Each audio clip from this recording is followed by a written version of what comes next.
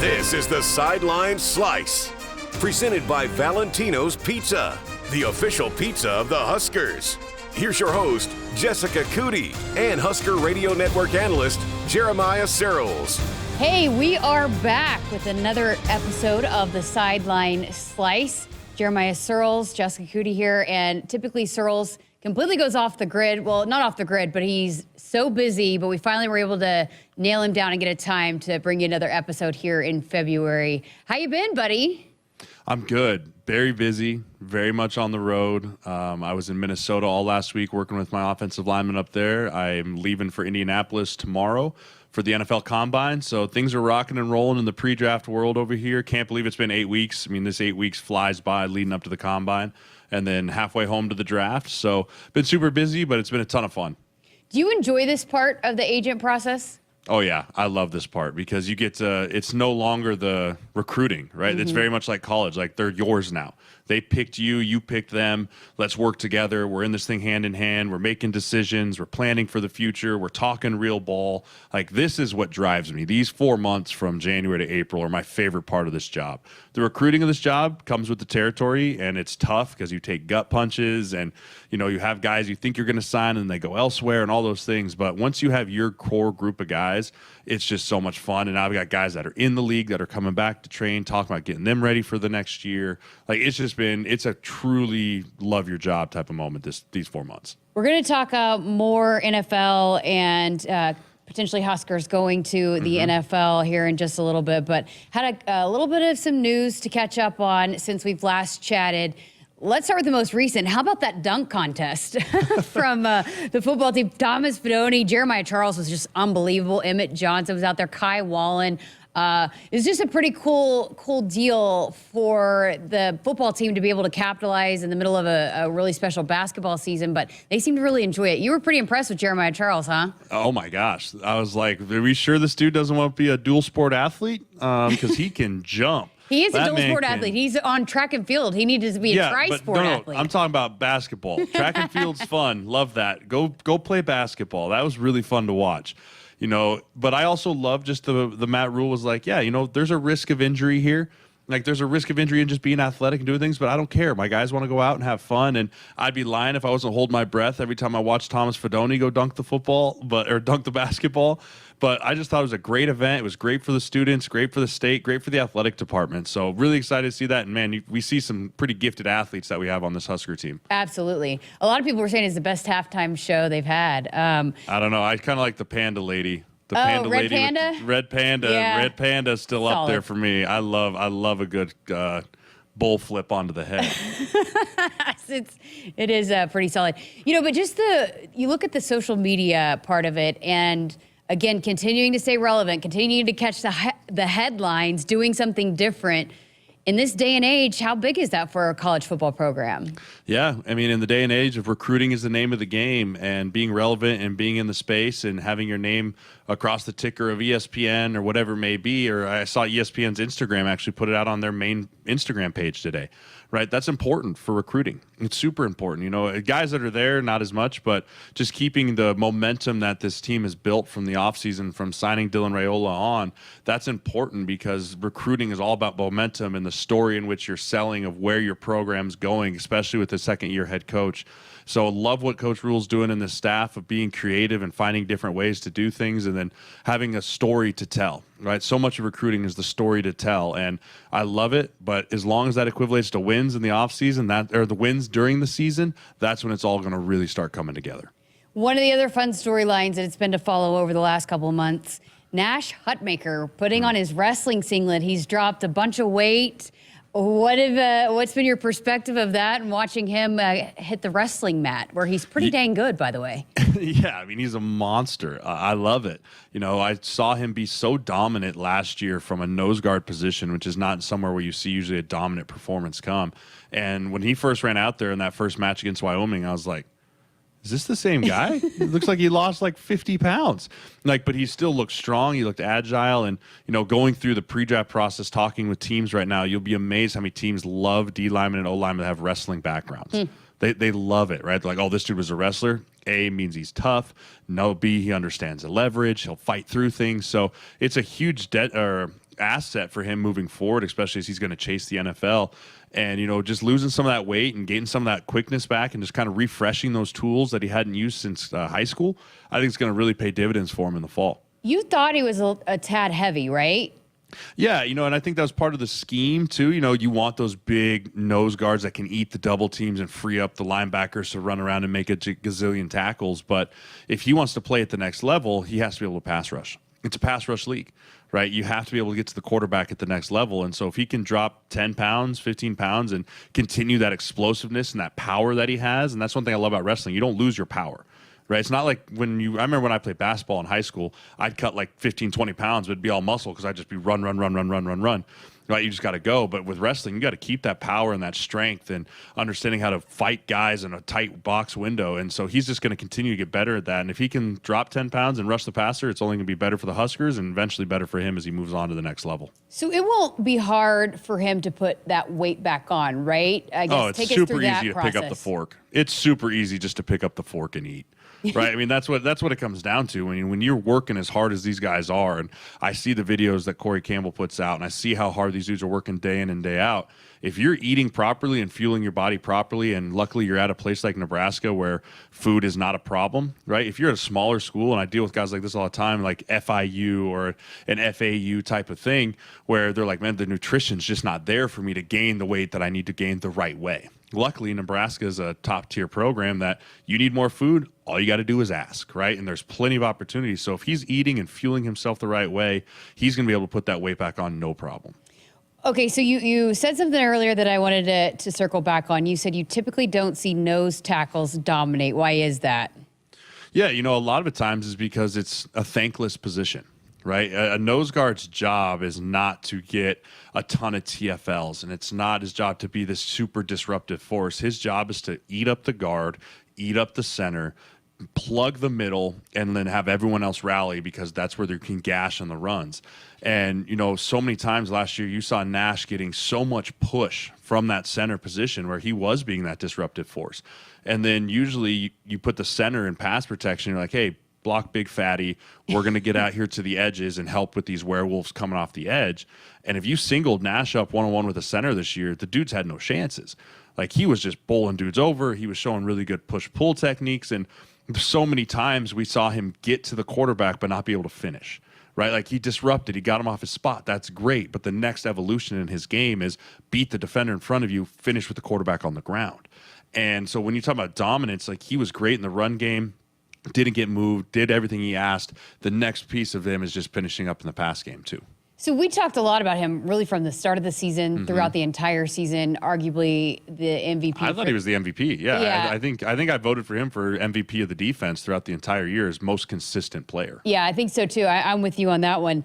What was it that separated him? What were the things that you were seeing, and especially now that you've been able to go and review, that made him so much better this year, that made him so good last season? Yeah, first of all, his conditioning level was excellent. They asked him to play a lot of snaps, and really that whole defense played a lot of snaps last year. And for a big guy to play that number of snaps means that he put in the work in the summer to be at that high level of conditioning. And that's a good thing, but I'd also like to see him not have to play that many snaps this year. If you can have him be dominant for 40 snaps instead of semi-dominant for 65, I'll take the dominant at 40 any day of the week, right? And that just comes with developing depth of that interior line position. But I think he really started understanding the leverage of the position, understanding where to attack the weak points of, hey, if it's a double team here, who's the guy do I want to attack? Do I want to go after the guard or do I want to have to go after the center? Where's my leverage? Where's my help? And just playing fast and free and just trusting his eyes and trusting his feet and going. I think early in his career, he's kind of feeling his way around, which most people do as a young player. But last year, it seemed like everything clicked for him. Like, everything fell into click. The game slowed down. And I know people hear players say that a lot, but it's a real thing. The game can absolutely, where when you're first out there as a young guy, you're like, it's kind of like the scene from Talladega Nights. You're like, what was that? Were those the other cars? Like, as they're flying by you. But then as you get older, everything slows down, and it's like classical music in front of you, right? You can just read everything that's coming. You see it, you shoot your gun, you go. And I think that really did happen for him, and I'm excited to see what it even looks like as it even slows down more for him going into his senior season. Okay, another storyline to get to since, that's happened since we've had an episode of The Slice. Glenn Thomas is hired to be the co-offensive coordinator and is going to coach the quarterbacks. What's your take on that and the fact that he's going to take over the quarterbacks? Marcus Satterfield's still going to be the play caller, and they're going to figure all that out and how that works. But just maybe alleviating the quarterback position off of Marcus Satterfield's plate, what does that do? Yeah, having a designated quarterback coach is really important, especially when you bring in a guy like Dylan Raiola, right? Young, raw, all the talent in the world, but let's clean him up technically and let's get him playing this offense the way you want him played. And for Satterfield, that's a big undertaking to take on if you're also the offensive coordinator and you're tasked with developing this young, brand new, 5-star great talent that's in your room. And you don't want to have that. You don't want to be a jack of all trades, master of none, right? So you Rule did a great job of saying, hey, let's separate these two. Focus on this offense, man. Find out what our identity is through spring ball. Throw everything out there, and let's see what we can do and be the best of your ability of calling plays for the right players that we have. And then you go over on the other side, and you're like, hey, Glenn, coach this dude up. You've been in the NFL. You've been around great quarterbacks. Get him technically sound, right? Technically sound. Don't allow him to get away with some of the stuff he got away with in high school because he was so God-gifted. That's not going to work at this level, and it's not going to work at the next level, which is where we project Dylan Raiola wanting to go, right? So let's get him from the ground up, base fundamentals, what we need, and install things the right way with him over time. And I think the combination of those two things can be really good for this Husker offense. Coach Thomas had worked with Coach Rule before, but he's spent a long time in the NFL. What can that experience do when you go back to college? Just some of the things working with NFL quarterbacks that you can implement to the college quarterback. Yeah, when you're in the NFL as a coach, you're as much of a sponge as anyone else because you have different offensive coordinators that come in, different coaches, different quarterbacks that you've worked with from all around the league that all have little nuggets of how they prepare or how they do it or what their footwork looks like or what their release time is. And so as a coach, you're a sponge taking all those things in so that you're putting more tools in your tool belt when you're going to be a coach. And so bringing that back down to the college level, sometimes when a quarterback gets in the NFL, he kind of is who he is at times, right? He's been developed for a long time. You can't change a bunch mechanically or change how he takes his drops or those type of things in the NFL when a guy's been stuck in his ways forever, and that's okay. He's in the NFL. But when you come back down to the college level and you have someone coming directly out of high school, this is where you really get to cut your teeth as a coach, right? This is where you really get to prove your mettle of, hey, this is my baby. This is my project. I've got 2 young quarterbacks coming in here that are really good players. Let's develop them my way and show everyone that I know how to develop young players into becoming superstars. And that's what you kind of bring from the NFL is all the experience that you've had at the pinnacle of the sport. Can you come to college and coach and create the next generational type talent? I hate using that word. It's been overused a billion times this year. But coach the next talent that everyone's talking about being the next guy. And when you have a guy like Dylan Raiola in your offensive room, that's what you want to be. I want to coach the next guy that when we're talking about the 2028 draft or the 2029 draft, like it's Dylan Raiola and Caleb Williams and whatever it is, right? Like that's what you want to hope for. And that's what they brought Glenn Thomas in to do. Okay, let's also talk the offseason right now. What are the goals? What is a football team trying to accomplish during this time right now? Bigger, faster, stronger, baby. Winter conditioning. That's you like this time, right? About. Oh, I loved winter conditioning. It's crazy. I really did. It was hard. It's brutal. You're grinding, but you're not prepping for anything, right? You don't have a game on Saturday, or you're not waiting. Training camp's not this giant looming cloud that you can see over the horizon. Like it's nothing but just weight room, field, cold tub over and over and over again. And you grow so much with your teammates during this time because you're fighting through adversity and you're fighting through all the hard things that are going on. And you're really starting to see, hey, who are my leaders in this room? Who are the dudes that are falling behind that I either have to pull with me or say, hey, man, if you're not going to be on this train, get off. Right? There's a lot of that going on right now. But bigger, faster, stronger is the name of the game in winter conditioning because this is the one time where you're not prepping any football stuff. You're just truly working on getting your body ready for the season that's ahead. Second time these guys are going through the mat drills, which are very, very hard, and I'm sure you've seen some of the video, but I feel like we should reach out to Corey Campbell and see if he could put you through a mat drill workout. Oh, please no. My body's already just falling apart. I mean, my shoulder's probably torn. I got no ACL in my left knee. I wouldn't make it through half of a mat drill. I wouldn't make it through a quarter of a mat drill. I'd put a whistle in my mouth. That way I can help. I can blow the whistle and yell at the kids to run. I can do that. I was trying to find somebody to do it so that they can come on and talk about how hard it is. So maybe no Cole. one can. Maybe Cole can do it. Maybe Cole. Yeah, we'll get someone young out there. They have to be under the age of 23. Valentino's, a slice of home you just can't get anywhere else. What started with a treasured family recipe in Lincoln, Nebraska has become a classic Italian tradition for 65 years. During this time, too, you talk about the weight room, but then you see a lot of guys that are going to throw and getting extra passes in, the quarterbacks developing the chemistry and running routes with the wide receivers and the defensive backs. But if you're an offensive lineman, what are you doing during this time of the year? Because it's not like you're playing 7-on-7 or anything like that. So what are the things that you're doing outside of the weight room to improve your game? Yeah, with the new rules, it's hard because you can't hit each other, right? You can't, and being an offensive line is a contact sport. But what I would focus on, and it's really kind of what I put my rookies through, is getting back to being in complete control of your footwork and control of your body while you're doing the fundamentals, right? So when you're taking your pass sets, you're not just going through the motions like, oh, I want to get 20 pass sets in today. Like, no, I want to get 20 controlled, perfect pass sets in today so that when it comes to real life bullets, I've drilled this over and over again, that then I can start working on that because I'm in such control of my body. Or, hey, maybe I really struggled with footwork last year on the backside of a run play, right? Drilling that over and over again with no one in front of you until you get it right. So that, again, when spring ball rolls around, then you can practice all that work. And so it's so much about what you do individually this time of year because you're not working with each other very much. There's not a ton you can do physically of like double teams, that type of thing. It's really a time to reflect on you and what you need to work on coming off of last year, what your coach wants to see from you during spring ball, and then implementing that in the extra work time of, hey, I'm going to take 20 extra sets today. Tomorrow I'm going to do 10 backside zones, and then the next I'm going to do 5 front side zones, and just having a plan put together of doing your footwork. Doing your footwork every single day because you can't take 8 weeks off of being an offensive lineman. Doesn't work that way. It's a craft you have to perfect on a daily basis. The footwork thing, is that something you continue to work on throughout the season, or is it something you do off season? How much are you honing in on that maybe when you're watching film? Yeah, you work on it every day. Like in season, off season, it doesn't matter, but you build the basics of it's going to be hard to change your footwork mid-season. Like it's just something that it's ingrained in you. It's as simple as, I tell people like when you write your name with your pen, right, is like, hey, I'm going to sign my name with my pen in cursive.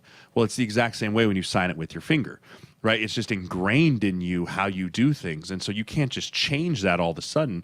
But what you can do is take control of that right now when there's no pads on so that you can apply it when pads get put on, right? You apply all that work you did with the body control. And then as you go, yes, you're constantly going to need to correct it because it's amazing when all of a sudden there's a body across from you, dude's brains break. Like they go haywire. And it's like, what is that? I haven't seen that in 6 weeks. It's like, well, I had to get there. It's like, well, you stepped under yourself, dummy. Like you got to get going. And so it's just amazing how things can go haywire all the time. But the guys that have mastered the ability to control themselves and control their bodies are the ones that can apply it much quicker once the pads come on. Where does the footwork rank in the most important skill sets of an offensive lineman?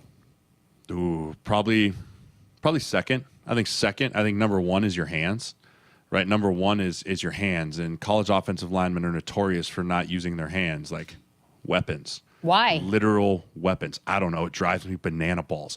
It is so hard to watch when some guy doesn't strike and he's just like headbutting or catching. And then you turn on the NFL and these dudes are trying to punch the living soul out of people. And it's like, dude, use your hands. They're your best weapon. They're your number one asset. And, it's just, it's a hard thing to get a hold of because you have to have a lot of confidence to throw your hands and not be afraid to put them out there and get them knocked down and pull them back and throw them back out there. So hands is by far number one. And then your footwork's number two because you got to work those two things hand in hand. You can't have slow feet, quick hands. You can't have quick hands, slow feet. So those two combinations of footwork and throwing your hands are the biggest pieces for offensive linemen. So I guess maybe building off of that, when you're starting to look at offensive linemen and even defensive linemen for the NFL, what are some of the things that you're looking for? Okay, this is going to translate. These guys can be good at the next level. Yeah, the number one thing I look for is one, availability. Like is this guy hurt? Does he fight through things? That type of thing. Is he tough? But then when you look from a technical standpoint, you look at the level of competition that they play week in and week out. and you have to evaluate, is this the same guy every single week? Right? If he's going against Aiden Hutchinson when he's in Michigan and he's getting beat like a drum, and then he's going over and beating up on the dude from Northern Idaho, like, which dude am I getting, right? What guy am I seeing? And so consistency is the second thing I look for in an offensive lineman specifically of, hey, every week is his footwork the same, or does his set change based off who he's playing, right? Is he playing the man, or is he making the man play him? And that just shows me a confidence thing. And then if a guy can throw his hands, I'm immediately calling and reaching out to him. If he throws his hands consistently, you're getting a phone call, because that's a really hard thing to do. And if you can do it at the college level, it'll translate. So, those are the things I look for. The other tiny things are hustle plays, right? Hey, if the ball's downfield, is the guy showing up in the end zone cut? Is he chasing after the ball? Is he lollygagging behind? Is he going to be there to push the pile and have those rugby scrums? Or is he going to be there if the ball gets ripped out? Or is he back there huffing and puffing because he's not in shape, right? Those are the type of things I look for on the defensive side of the ball too. Okay, so moving on, still got a couple more weeks before we start spring football. But how different will it be for this football team from where we were a year ago going into spring ball to where we are now? Oh my gosh, night and day. Last year's spring ball was everyone just kind of getting to know each other, right? The coaches didn't know the players didn't really know the coaches. The scheme was all brand new, and so last year was just so heavy install, which it had to be, right? You had to learn the system on both offensive and defensive side, and that's why Coach Rule, I know a lot of people after the year were like, well, Satterfield staying, is he going? He's like, why would we change things? We're only 1 year into this thing. Like, we don't want to keep redoing this year after year. We want guys to get comfortable in the system. And so the idea going into this year's spring ball is it's much less install, much more development. Right? Much more development within the scheme. Not, hey, do you know what you're doing? Like, do you know what route you're running on this play? Do you know what blocking assignment is on this play? It's like, no, I got it now. Let's get into the nitty gritties of this. Of like, hey, if we get a cover 2 look into this, what do we want to check to? Oh, it's cover 3. We're going to run it. Hey, it's single high. It's double high. Or on the defensive side, hey, how do we get to this blitz from a different look? Right? Or how do we disguise this better? And so it's so much more of a development within the scheme thing, instead of everyone just trying to hold on and drink from a fire hose and get through as much install as you can in the limited amount of time. So this is going to be a huge jump for this football team to build the base for what the fall is going to look like. That being said, do you think we'll see a little bit of a different look from this offense, though, especially when we start seeing some practices and some highlights coming out, but especially for the spring game? Do you think it will look different than what we saw last year? I think it might be a little bit. I think a lot of it's going to be very dependent on the quarterback position, like who's back there and how much do we want to put on that quarterback's plate, or do we want to really find the identity of our run game? And I lean more towards the identity of the run game. Last year, it was no secret, our run game was kind of a mess. We were all over the place. We were a triple option team. We were an outside zone team. We were a downhill pin pull scheme. Like, there was so much going on. I'd love for us to come out of a spring ball with a true identity of like, hey, we are a XYZ run team, whatever scheme fits best for this group of guys. And I think that's going to be the big piece on the offensive side coming out. And I think that'll be a focus on Coach Rule's side too, because as he saw firsthand last year, running the football in the Big Ten can go a long way. And then from there, you develop what you can do through the year with a guy like, if it's Dylan Raiola or Daniel Kalen. Yeah, you don't want to, with young quarterbacks, you don't want to put too much on their plate. They're already going to have a lot of pressure on themselves. Right, young quarterbacks coming in, it's, hey, how do we alleviate pressure from them so they're not feeling like they have to put their Superman cape on and go do everything, right? You don't want that being the mentality of a young quarterback. You want him to rely on the other 10 guys around him to build him up and make him better as a young player. If this was a fifth-year senior, we're talking about a very different conversation. But with young quarterbacks, find ways to get the ball out of their hands as much as possible. Okay, so what's the position group you're looking forward to seeing how they develop throughout the spring the most? Quarterbacks. Yeah, obviously. Okay, I guess outside of the quarterbacks then. All eyes on the quarterbacks, man. Everyone's going to be watching those. I guess from an other side, you lose Omar Brown, you lose Quentin Newsome in the back end there. Like, what is that going to look like? What does our back end defense look like? Gifford did come back, which is going to be very helpful, but who steps into that corner position? Who fills up into that other safety position? And who's going to emerge in spring ball as an underdog guy in that position? That always seems to happen if a guy's like, who's that? Oh, he's running with the ones? Cool. Right? So the DB position is going to be one that I'll keep my eye on as well. How much can guys earn spots in the spring? You don't earn a spot in the spring. You don't. You lay a foundation to give yourself to earn it in the fall. You can lose a spot in the spring, though. That's for sure. You can absolutely lose a spot and fall down the depth chart a long way.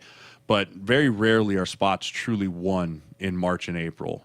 Spots are won in August, but March and April is where you're gaining trust, right? And I tell this to my NFL guys all the time for like OTAs. In order to gain trust, you have to make the coaches trust you, right? Like, it doesn't just come. Trust is not earned. Trust is not given. It's earned. So if you earn trust with the coaches through what you do in the meeting room, and then you go out and apply it on the practice field, you earn reps. And when you earn reps, that's how you earn a spot on the roster, right? That's how you earn a spot on the travel squad or the 2 deep. And once you earn in reps, then it's on you. It's on you to go out and perform better than the guy in front of you. So the spring's all about earning trust through your coaches, that if they can put you out there in the fall, you're not going to screw up and hurt the team. So there's a lot of young offensive linemen that are now going to be going through their second spring. A few of them came in a little bit later, but how much do things start to click, slow down? What's the difference for those young offensive linemen between where they were a year ago to where they are now? Yeah, the hope is that they're going to be more physically ready, right? Very rarely is an offensive lineman come in as a freshman is physically ready to play a 12-game season in the Big Ten, specifically with the physicality that it is. So your first spring ball, you're kind of just like, am I built for this? Am I okay? What's going on? And then you walk into your second spring ball after a full year of development, a year and a half really of development, and you go, okay, physically I can do this. Now can I do the technical stuff that Coach Raiola is asking me to do? Can I pick up the offense? Can I pick up the system and then apply that with this new physicalness that I've developed over the time here? Okay, I did want to hit on a little bit of the NFL. You just mentioned Quentin Newsome, Omar Brown. Were you surprised at all Quentin Newsome didn't get an invite to the Combine? Little bit. I thought he was a bubble guy. I thought he was a fringe guy. This is a really deep class. There's a lot of good players in this class. I still think Q has a good chance to get drafted if he runs well at Pro Day. So that not getting invited to the Combine is not the end-all, be-all of that realm. But I really do think that he has a chance to be drafted late if he can run well. And then you also were able to kind of see Omar Brown live at the Shrine Bowl, and he caught quite the attention down there. Yeah, he had a great week down in Dallas. He was a guy that multiple scouts I talked to and saw. I always talk about the Nebraska guys, obviously, and they said, yeah, he had a great week. He popped. He played different positions. He ran all over the field with great effort. So he made the most out of that week. The one thing that people are a little concerned about him is his size. He's a little smaller. So people are a little concerned about his size playing the safety position at the NFL. But I think if he's going to make his way, it's going to be probably an undrafted free agent and then find a way to make a team on special teams and then hopefully find himself working into a defensive role. So for some of these guys, Pro Day coming up, and that's a big shot for them. I know that some of them will get some individual workouts, but what do these guys need to do at Pro Day to be able to maybe earn one of those draft nods, to earn a spot, to get maybe set themselves up to potentially have an opportunity with an NFL team? Yeah, as much as an offensive lineman, I'm the opposite. I hate saying the 40, but for DBs, it's the 40. It's speed. It's a speed kills game, right? You're looking at receivers that are going to run 4.41s at 225 pounds and DBs that are going to be running 4.38s, right? You got to be able to run in this league. And so both those guys need to run 4.4s. In this 4.4 area. As safety, I guess more 4.5-ish with Omar, but because he's a smaller guy, if he can break a 4.51, 4.52, that shows guys that they have that speed to play at that level, and that's really what gives them a chance on the Pro Day side. As his thing continues to build and all of that, and I know you think there's some guys, especially next year, that could get drafted and could be some names going into the NFL draft, but how important is that for a program to build it to where you are consistently putting guys in the league? It's huge. In the era of NIL, it's a little different, as far as why guys come to schools. But at the end of the day, every high school athlete is going to college to play in the NFL, right? And that is the goal. You don't go to college just to be like, oh, I made it to college. Like, no, I want to go to college, get my education, play for a great university, win a lot of football games, and then go make real money playing this kid's game. And so you want to prove that you have the tools internally at the university to develop into NFL players, right? And the only way to do that is to bring in guys that are good recruits, and then you as your coaches have to cut your metal and do the best and hope they develop, and then they go on to the NFL. So it's hugely important for the recruiting side, and really it just builds the momentum for the program and all. All right. Well, I think I checked everything off my list that I wanted to chat with you about. How about that basketball team? You ready for some March Madness? Two basketball teams here. Come on now. What? Give it to me. I said give it to me. I want to pick them in the bracket. I'm going to take them all the way. I'm going to have one bracket where Nebraska's going to the ship, baby. Sign them up. I love it. You're going to win it. All right. Well, appreciate your time. And yeah, we were talking about the big dog. He's been MIA for a while. We had to get you back on. So Greg Sharp says hi. Yes, tell Greggy I love him. All right. Well, we'll chat with you again probably once we get spring ball rolling. We'll do a preview going into the spring game. Over 43,000 tickets sold already for the spring game. Not even surprised. Yeah, it's going to be fun. So we'll chat again when we get closer to spring ball, and then, of course, afterwards, we'll break it all down for you. So we'll be back again before you know it with another episode of the Sideline Slice. For Jeremiah Sirles, I'm Jessica Coody, and thanks as always to Valentino's Pizza, the official pizza of the Huskers. Go Big Red.